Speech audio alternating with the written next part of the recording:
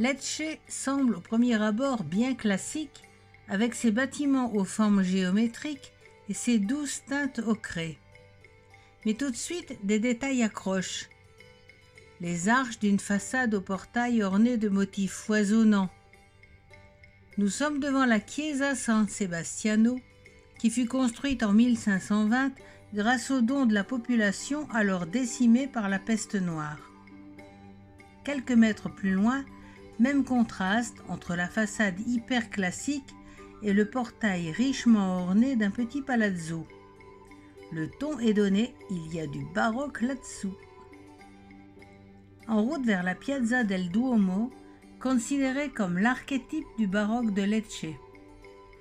Cette place, construite comme un théâtre, n'a qu'une entrée, bordée par les propylées, portail à colonnes couronnées de statues à la mode antique.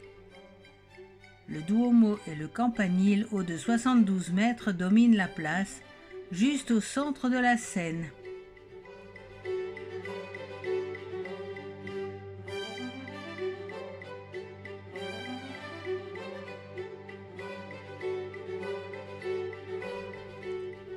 Le Duomo est la cathédrale dédiée à l'Assomption de la Vierge.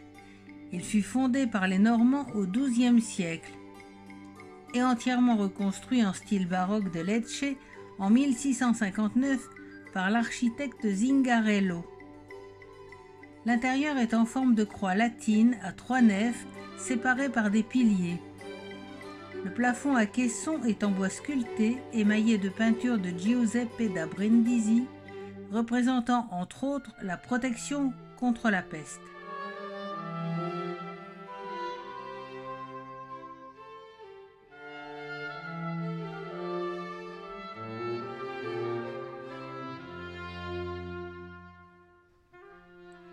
Le maître-autel de marbre et de bronze doré date de 1757, ainsi que la grande toile représentant l'Assomption, œuvre de Giuseppe da Brindisi. 12 autels secondaires sont richement dotés d'œuvres de sculpteurs et de peintres du XVIIIe siècle.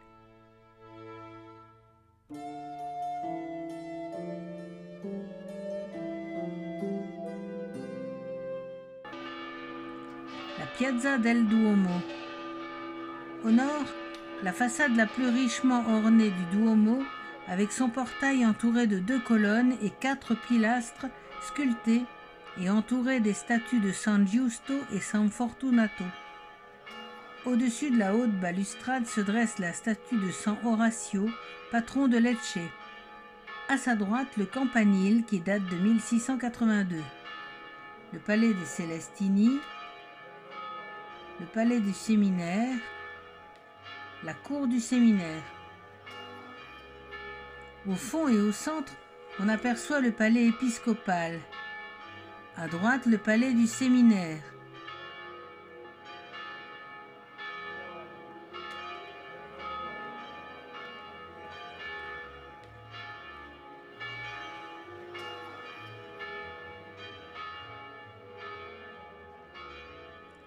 On passe devant la façade ouest du Duomo, qui devrait être la façade principale, mais qui, ne faisant pas directement face à la place, est bien plus sobrement traitée que la façade nord.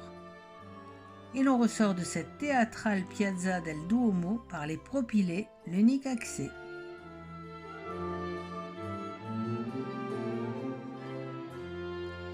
Lecce existe depuis le IVe siècle avant Jésus-Christ, et même sans doute auparavant.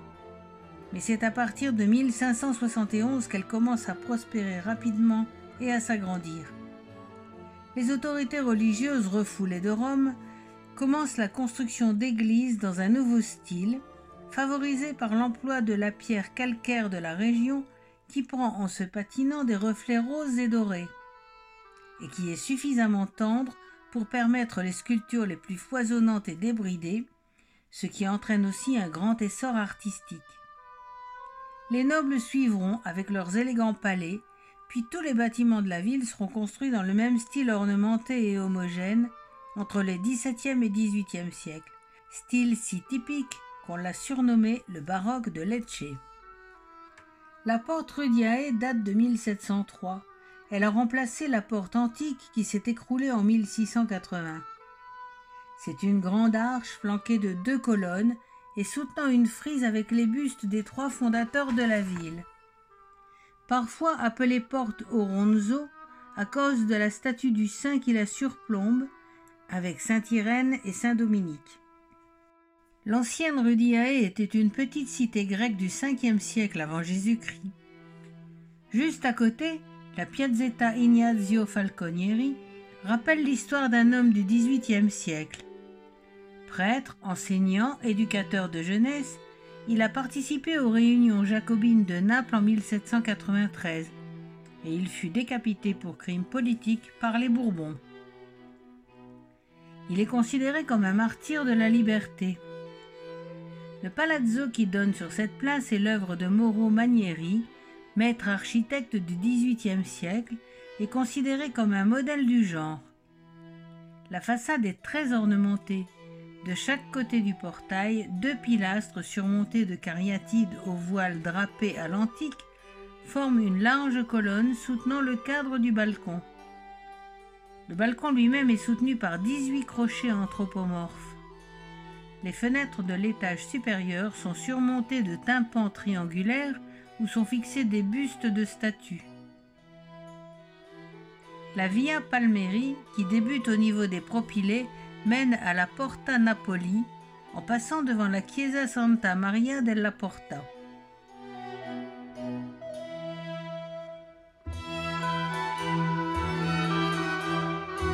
La Porta Napoli est la seconde porte donnant sur le centre historique. Elle a été construite en 1548. Les fouilles alentour ont mis à jour des riches sépultures funéraires de l'âge messapien, c'est-à-dire des tribus illyriennes du 8e siècle avant Jésus-Christ. Incluse dans les fortifications de Charles Quint, c'est un arc de triomphe massif, flanqué de 2 colonnes corinthiennes et surmonté d'un fronton triangulaire aux armes de Charles Quint.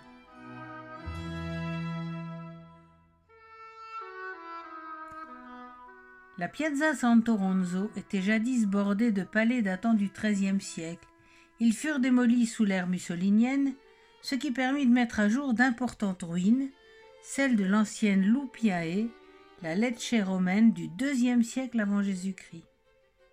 Ce site ayant été habité continuellement, il n'était pas question de fouilles extensives, mais grâce à des sondages dans les squares, les bâtiments publics ou privés, les archéologues sont parvenus à retracer le plan de la ville ancienne et de ses principaux monuments. Le théâtre, l'amphithéâtre et le port de San Cataldo ont probablement été construits sous l'empereur Adrien. Des murs de l'antique cité messapienne ont aussi été identifiés. L'amphithéâtre et la nécropole se trouvaient à l'extérieur de la ville, le long des routes principales. Autour de l'amphithéâtre se trouvaient des boutiques et des ateliers d'artisans. Il semblerait, selon un texte de Guidone, qu'au XIIe siècle, l'amphithéâtre, bien que déjà bien délabré, se trouvait toujours au centre de la cité de Lecce. Au XVIe siècle, l'apparence de Lecce a été radicalement transformée. Et bien que de longues sections des nouvelles murailles chevauchent les anciens murs romano-messapiques, on peut voir aussi comment l'alignement de nombreux bâtiments suit non pas le plan baroque redessiné, mais l'ancien tracé de la colonie romaine. Et une belle fraction de l'ancien amphithéâtre a été conservée.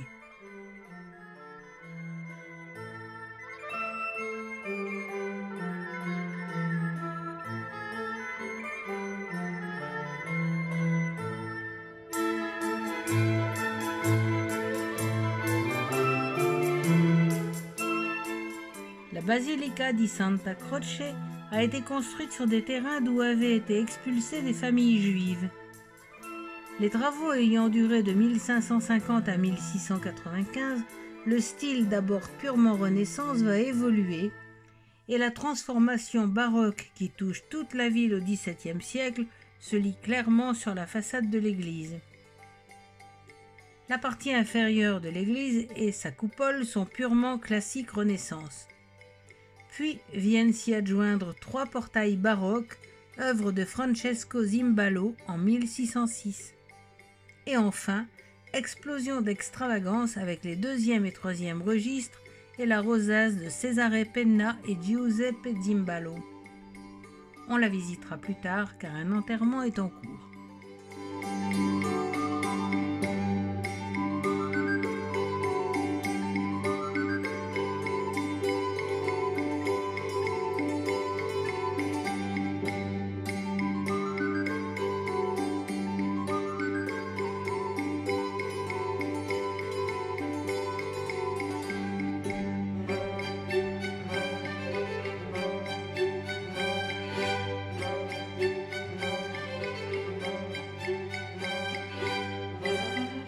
La Porta San Biagio est la troisième porte qui ouvre sur l'ancien noyau de la ville. Elle est dédiée à Saint Biagio, né à Lecce, évêque de la ville de Sébaste en Arménie au IVe siècle. Elle est surmontée du blason de Ferdinand IV de Bourbon.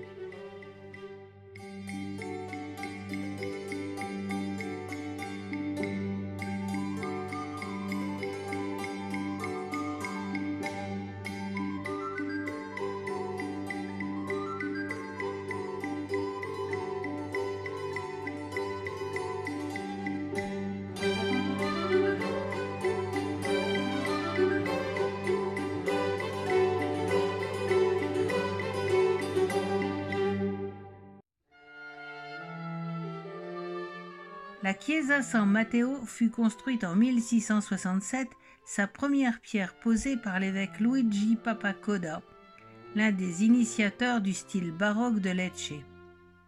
L'extérieur est surprenant.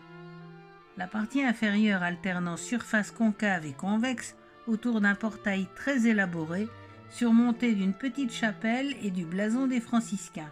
Une corniche soutient la partie supérieure concave, ornée d'une structure appelée serliana.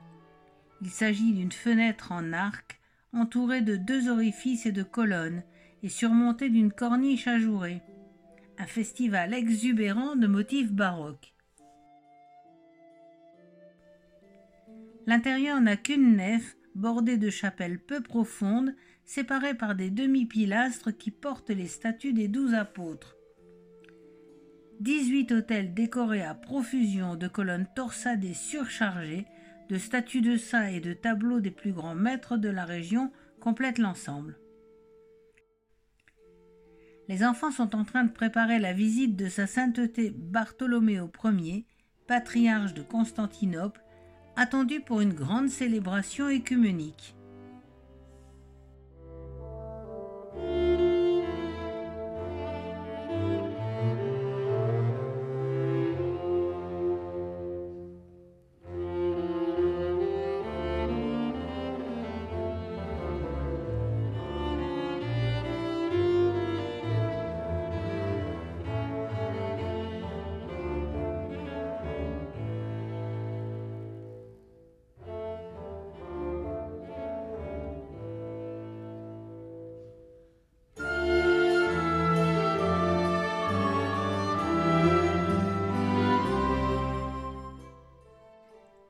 Comme San Matteo, la Chiesa Santa Chiara a été restructurée en 1687 avec une façade convexe divisée en 2 parties. Son architecte, Tommaso Ammirato, s'est fortement inspiré de l'église San Matteo. La partie supérieure est inachevée. Ici aussi, la nef est unique et octogonale, avec des grilles au-dessus des arcs des chapelles. Les religieuses du couvent tout proche assistaient aux offices sans être vues. Leur couvent est maintenant un musée fort intéressant.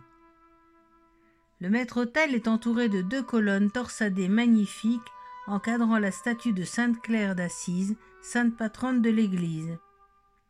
Les chapelles peu profondes accueillent des statues de bois de style napolitain de la fin du XVIIe siècle. Le plafond a été réalisé en 1738 en papier mâché imitant le bois, qui était trop coûteux pour l'époque. Ceci était possible car cet artisanat est connu ici depuis l'an 1500.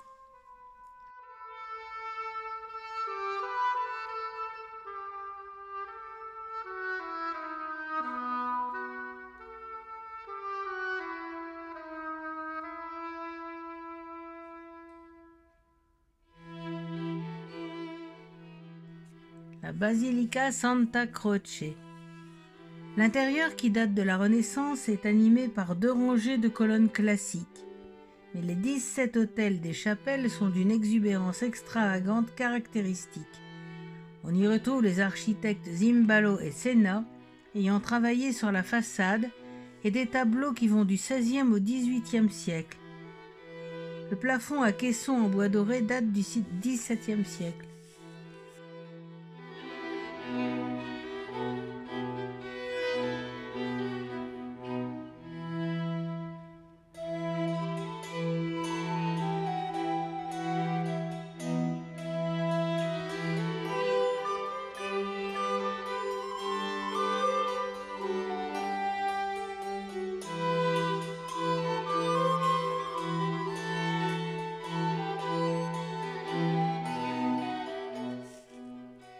La nuit est tombée sur la place Santo Ronzo. La colonne du Saint domine la place. Au fond, le sédile, bâtiment vénitien du XVIe siècle, flanqué de la petite église San Marco, dont le portail est surmonté du lion vénitien. Il y a eu peu de transformations sur cette place depuis l'explosion baroque du XVIIe siècle. Quelques édifices mussoliniens, adoucis par la pierre rose, peu de destruction. Lecce rayonne encore de toute sa splendeur baroque.